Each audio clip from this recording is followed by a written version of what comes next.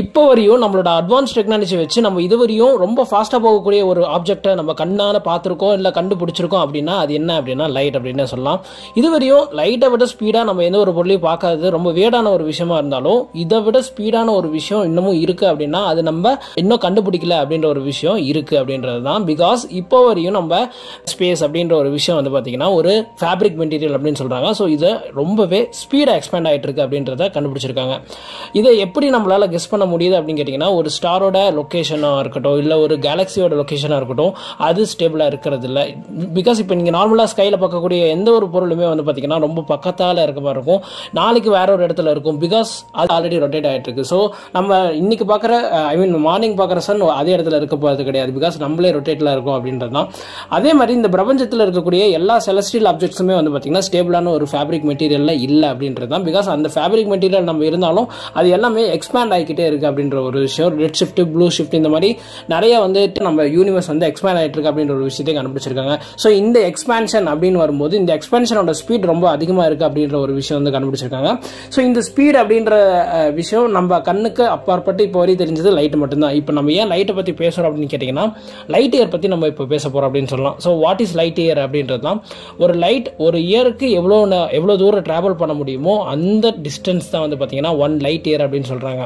அதாவது அந்த பீரியட் அப்படின்னு சொல்லலாம். ஸோ ஜென்ரலாகவே டிஸ்டன்ஸுக்கு என்ன ஃபார்முலா அப்படின்னு கேட்டிங்கன்னா ஸ்பீட் இன்டூ டைம் அப்படின்னு சொல்லலாம். ஸோ இப்போ நம்ம ஒரு டிஸ்டன்ஸ் கண்டுபிடிக்க போகிறோம். 1 லைட் இயர் அப்படின்றது one of the measurement of distance அப்படின்னு சொல்லலாம். இப்போ நீங்கள் ஒரு ஸ்கேலில் நீங்கள் வந்து ஒரு 10 சென்டிமீட்டரில் சொல்லலாம், மீட்டரில் சொல்லலாம், இல்லை கிலோமீட்டரில் சொல்லலாம். இல்லை அந்த மாதிரி டிஸ்டன்ஸில் ஒரு அஸ்ட்ரானமிக்கல் யூனிட்டாக பார்க்கக்கூடிய ஒரு விஷயம் தான் வந்து பார்த்தீங்கன்னா லைட் இயர் அப்படின்னு சொல்லுவாங்க. அப்போ லைட் இயருங்கிறது ஒரு ஒன் ஆஃப் த யூனிட் அப்படின்னா அதோட ஆக்சுவல் டிஸ்டன்ஸ் என்னவா இருக்கும். இப்போ அந்த மாதிரி 1 லைட் இயருங்கிறது எவ்வளோ கிலோமீட்டர் அப்படின்றத நம்ம இப்போ கால்குலேட் பண்ண போகிறோம். ஸோ இதை கால்குலேட் பண்ணுறதுக்கு ஈஸியான விஷயம் என்னன்னா டிஸ்டன்ஸுக்கு ஃபார்முலா தெரிஞ்சால் போதும்.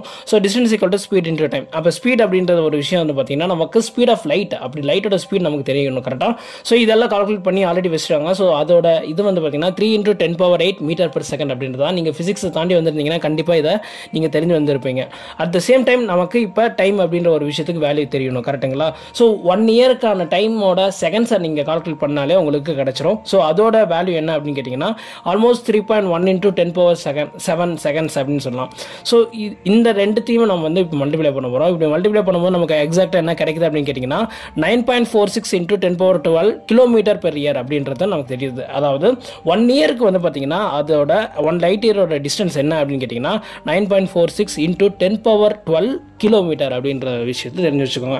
ஸோ இவ்வளோ டிஸ்டன்ஸில் இருக்கக்கூடியது தான் 1 லைட் இயர். இப்போ நம்ம ஏன் லைட் இயருக்கு போனோம் அப்படின்னு கேட்டிங்கன்னா நம்ம இப்போ பார்க்க போகிற நம்ம வீடியோட மெயின் கண்டென்ட்டே என்னன்னு கேட்டிங்கன்னா K218b அப்படின்ற ஒரு பிளானட் பற்றி தான். ஸோ இந்த பிளானட் வந்து எங்கே இருக்குது அப்படின்னு கேட்டிங்கன்னா 24 light years away from us அப்படின்னு சொல்லலாம். ஸோ இப்போ நம்ம இடத்துல நம்ம இங்கே இருக்கோம், இந்த சோலார் சிஸ்டத்தில் இருக்கோம். ஸோ எக்ஸோ பிளானட் அப்படின்றது என்ன அப்படின்னு கேட்டிங்கன்னா பியாண்ட் அவர் சோலார் சிஸ்டம் எல்லா பிளானட்ஸுமே வந்து பார்த்தீங்கன்னா எக்ஸோ பிளானட்ஸ்குள்ளே வந்துடும் அப்படின்னு சொன்னோம். ஸோ இப்போ இந்த K218b ஏன் இவ்வளோ சுவாரஸ்யமான ஒரு ஹைலைட்டட் நியூஸாக இப்போ நம்ம பார்த்துட்ருக்கோம் அப்படின்னு கேட்டிங்கன்னா இந்த பிளானட் நமக்கு ஃபஸ்ட்டு ஒரு எவிடன்ஸை வந்து நமக்கு கொடுத்துருக்கு. அதாவது ஜேம்ஸ் வெப் டெலிஸ்கோப் அப்படின்றத நம்ம நாசா அனுப்பின ஒரு விஷயம் மூலமாக நமக்கு தெரிய வந்துருக்கு.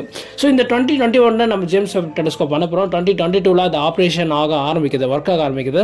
அந்த அப்படி இருக்கும்போது இப்போ நமக்கு ஹாட் அண்ட் ஸ்பைசி நியூஸாக என்ன கிடைச்சிருக்கு ஜேம்ஸ் வெப் டெலிஸ்கோப் கிட்ட இருந்து அப்படின்னு கேட்டிங்கன்னா ஃபஸ்ட்டு இந்த பியாண்ட் அவர் சோலார் சிஸ்டத்தில் இருந்து நம்ம ஒரு பர்டிகுலர் அட்மாஸ்பியரை அனலைஸ் பண்ணி அந்த அட்மாஸ்பியர் நமக்கு ஆபிச்சுவல் ஜோனுக்கு ஏற்ற மாதிரி இருக்குது அப்படின்ற ஒரு விஷயத்தை கண்டுபிடிச்சிருக்காங்க. அப்படி என்னடா ஸ்பெஷலாக கண்டுபிடிச்சிருக்கு அப்படின்னு கேட்டிங்கன்னா DMS அப்படின்னு சொல்லுவாங்க. அதாவது டைமெத்தில் சல்ஃபைடு.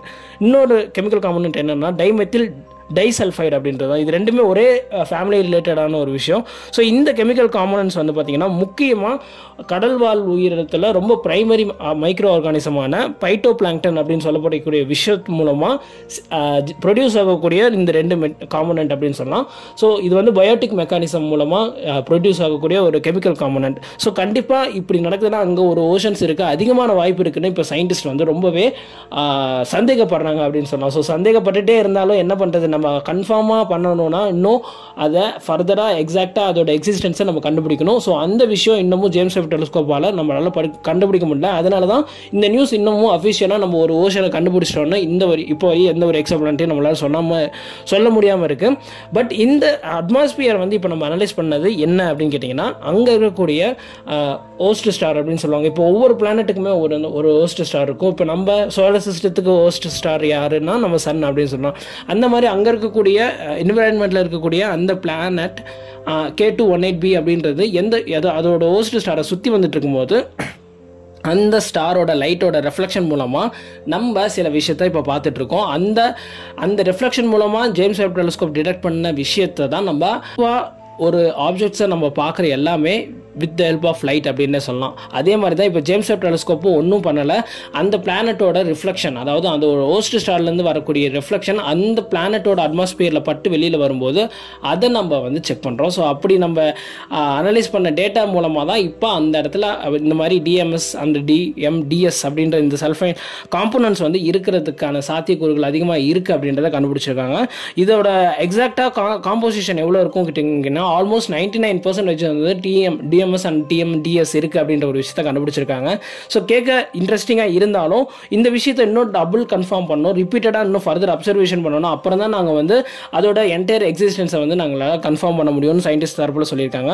ஸோ இந்த பர்டிகுலர் விஷயம், அதாவது ஜேம்ஸ் வெப் டெலிஸ்கோப் மூலமாக இந்த டேட்டாவை கண்டுபிடிச்சது யார் அப்படின்னு கேட்டிங்கன்னா, அனலைஸ் பண்ணி ரிசர்ச் பண்ணிட்டு இருக்கிறது யாருன்னு கேட்டிங்கன்னா, university of Cambridge institute of astronomy அப்படின்ற ஒரு விஷயம். ஸோ இது வந்து இதோட தலைமை லீடாக வந்து பார்த்தீங்கன்னா நிக்கு மதுசூதனன் அப்படின்றவர் தான் வந்து பார்த்தீங்கன்னா இந்த ஆஸ்ட்ரோஃபிசிக்ஸ் தான் வந்து பார்த்தீங்கன்னா இப்போ அஃபிஷியலாக ஒரு ஸ்டடி பண்ணி அதை வந்து பேப்பராக பப்ளிஷ் பண்ணியிருக்காங்க. பட் இதை இன்னும் ஹைலைட்டடாக பேசணும்னா நமக்கு ஒரு கன்ஃபர்மேஷனாக இன்னும் இப்போ வந்து டென்டேட்டிவ் இன்ட்டாக இருந்தது, இப்போ கன்ஃபார்ம் இன்ட்டாக இருக்குது. இந்த இன்ட் வந்து பார்த்தீங்கன்னா கன்ஃபார்மாக ஒரு நியூஸாக வெளி உலகத்துக்கு தெரியணும்னா இது ஃபர்தர் ஸ்டடீஸ் வந்து கன்ஃபார்ம் ஆகணும் அப்படின்ற ஒரு விஷயத்தை சொல்லியிருக்காங்க.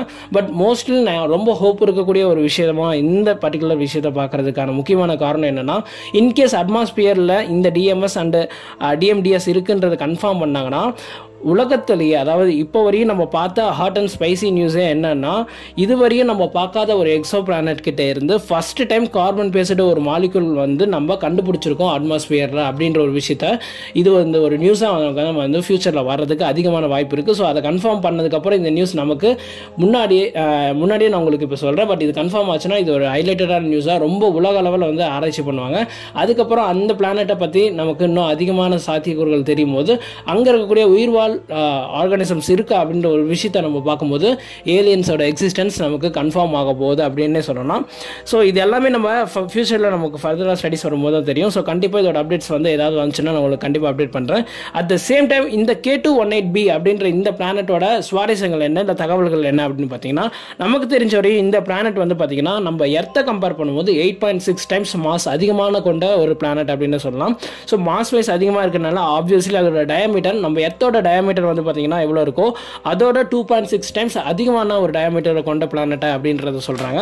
அட் த சேம் டைம் இந்த பிளானட்டை வந்து சப் நெப்டியூன் அப்படின்னு சொல்கிறாங்க. இது ஏன் சப் நெப்டியூன் சொல்கிறாங்கன்னா, நம்ம எர்த்தை விட பிக்கர் சைஸில் இருந்தாலும் நெப்டியூன் பிளானட்டோட சைஸ் கம்மி அப்படின்ற சொல்கிறாங்க. ஸோ அதனால இது சப் நெப்டியூன் அப்படின்ற ஒரு விஷயத்தையும் சொல்கிறாங்க. அட் த சேம் டைம் இதுவரையும் நம்ம ப்ரீவியஸாக பார்த்த எல்லா விஷயமே வந்து பார்த்தீங்கன்னா ஒரு டென்டேட்டிவ் ஹிண்டாக இருந்துச்சு. பட் இப்போ நம்ம இந்த வீடியோட மெயின் தீமே ஒரு கன்ஃபார்மான ஒரு ஹிண்ட் அப்படின்றதுனால இதை ஃபர்தர் அனலைஸ் பண்ண போகிறாங்க.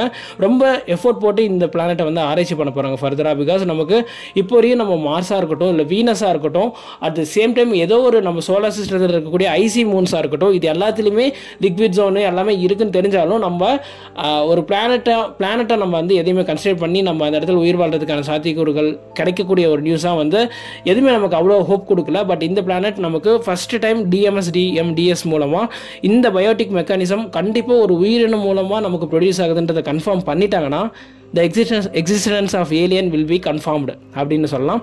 ஸோ பொறுத்திருந்து பார்ப்போம். Stay tune for further updates. Next video உங்களை சந்திக்கும் வரை நான் உங்கள் செந்தூர். பாய்.